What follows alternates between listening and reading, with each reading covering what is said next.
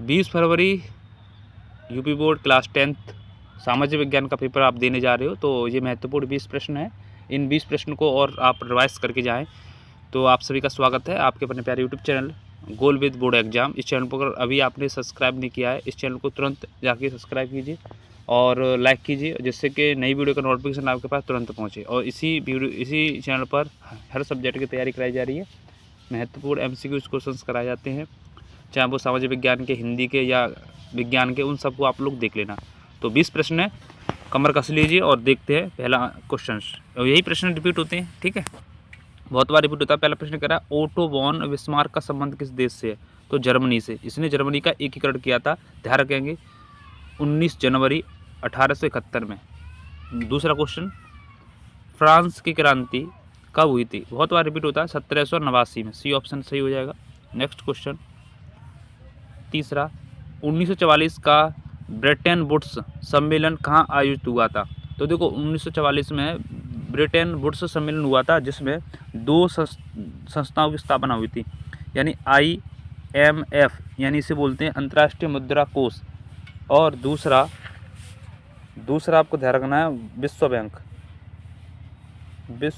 Bank. इन दोनों की स्थापना जो हुई थी, तो आपको यहाँ पर ध्यान रखना है।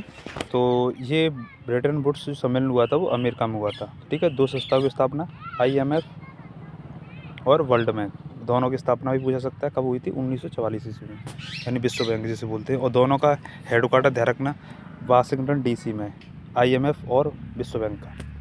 क्वेश्चन नंबर अगला चलते हैं, तीसरा कह रहा है कि अफ्रीका में रिंडरपिस्ट का संबंध क्या है? ये एक बीमारी थी जानवरों से संबंधित, बी ऑप्शन। क्वेश्चन नंबर 4 की जगह 5 देखो, कह रहा है कि हिंदू स्वराज पुस्तक के लेखक कौन हैं?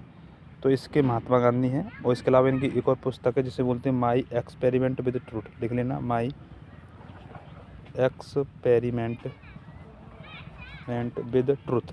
इसके बाद इनकी 4 पत्रिकाएं गांधी जी की, बहुत इंपॉर्टेंट है, ध्यान रखना है, young India, Navjeevan, Harijan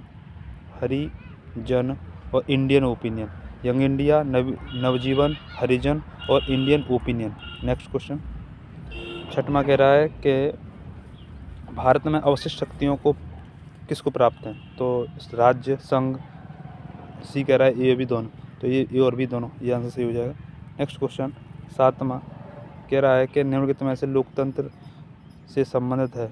A option वैध होना चाहिए लोकतंत्र, पारदर्शी होना चाहिए, सी कह रहा है उत्तरदायी होना चाहिए, और डी कह रहा है ये सभी। तो ये सभी इसका आंसर हो जाएगा, ये भी रिपीट होता है, ध्यान रखेंगे। नेक्स्ट क्वेश्चन, निम्नलिखित में से किस विषय को संघ सूची में रखा गया? तो देखो संघ सूची का मतलब जिसमें राज्य और केंद्र दोनों, तो शिक्षा, सी ऑप्शन सही है। नेक्स्ट क्वेश्चन, 9वां, भारतीय संविधान कब लागू हुआ था? ध्यान रखना 26 जनवरी 1950, 26 जनवरी 1950 को लागू हुआ। हमारा संविधान बन के तैयार कब हुआ था, यानी अंगीकृत?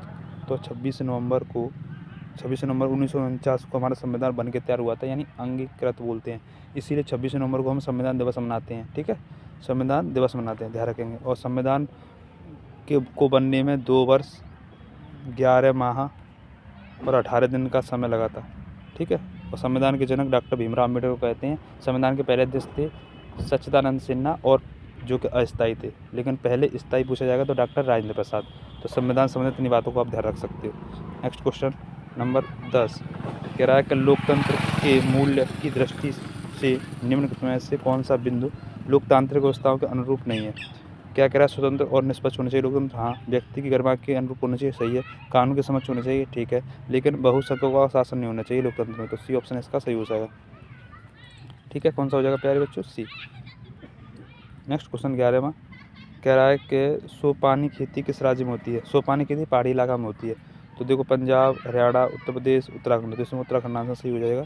नेक्स्ट क्वेश्चन 12वां कह रहा है कि निम्नलिखित में से कौन सी रोपड़ कृषि है? तो रोपड़ कृषि जो कि निर्यात के लिए की जाती है, जिसमें गन्ना हो गया, चाय हो गई, कॉफ़ी हो गई, ये सब आएंगे, रबड़ हो गई, तो यहाँ पर कहवा या कॉफ़ी ऑप्शन सही हो जाएगा रोपड़ में। अगला क्वेश्चन 13वां कह रहा है कि निम्नलिखित में से आधारभूत खनिज कौन सा है? क्या तांबा है, अब्रक है, सोना है, लोहेस्क है? तो इसमें लोहेस्क का आंसर सही हो जाएगा, आधारभूत खनिज कहते हैं। नेक्स्ट क्वेश्चन 14वां, गैर परंपरागत ऊर्जा का स्रोत। तो गैर परंपरागत है सौर ऊर्जा, पवन ऊर्जा, ये सब गैर परंपरागत है। बाकी कोयला, खनिज, प्राकृतिक ये परंपरागत कहलाएंगे। नेक्स्ट क्वेश्चन 15वां, कह रहा है कि निम्न में से कौन सा नगर को इलेक्ट्रॉनिक उद्योग की राजधानी कहते हैं। तो ध्यान रखेंगे बंगलुरु को, ठीक है, इसे सिल्क वैली भी बोला जाता है। 16वां प्रश्न कह रहा है भारत में परिवहन का मुख्य साधन, परिवहन कौन सा मुख्य है। तो सड़क परिवहन है, तो ये ऑप्शन। और जो कि स्वर्णिम चतुर्भुज, जो एक योजना और आती है पेपर में, स्वर्णिम चतुर्भुज योजना, वो भी सड़क से संबंधित है, लिख लेना। और नेक्स्ट क्वेश्चन 17वां कह रहा है कि औद्योगिक क्रियाओं को किस आर्थिक क्षेत्र में रखा जाता है। तो औद्योगिक को रखा जाता है तृतीय में। प्राथमिक में कृषि और पशुपालन आते हैं, और द्वितीय माफ़ कीजिए, औद्योगिक जो क्रिया है वो द्वितीय में आती है, ठीक है। प्राथमिक में कृषि और पशुपालन आते हैं, और तृतीय में आती हैं सेवाएं, जैसे बैंकिंग हो गई, और क्या नाम है, बैंकिंग सेवा हो गई, संचार सेवा हो गई, और स्वास्थ्य हो गई, ठीक है। तो नेक्स्ट अगला क्वेश्चन 18वां, मानव सूचकांक 18 के अनुसार शीर्ष देश पूछा है, तो भारत हो जाएगा। और 19वां प्रश्न कह रहा है कि राष्ट्रीय उपभोक्ता दिवस कब मनाते हैं, बहुत बार आता है, तो 24 दिसंबर को। और राष्ट्रीय उपभोक्ता अधिनियम कब आया था, तो 1986, अधिनियम 86, दिवस 24 दिसंबर को। और इस वीडियो का लास्ट प्रश्न है, ठीक है। अभी आपने चैनल को सब्सक्राइब नहीं किया तो जल्दी से चैनल को सब्सक्राइब कर लीजिए। कह रहा है बहुराष्ट्रीय कंपनियों द्वारा निवेश का सबसे सामान्य मार्ग क्या था। तो ये ऑप्शन से हो जाएगा नए कारखानों की स्थापना। तो ये था महत्वपूर्ण क्वेश्चन। धन्यवाद। जय हिंद, जय भारत, वंदे मातरम, जय सीताराम। वीडियो को शेयर करना। मिलते हैं नेक्स्ट वीडियो में।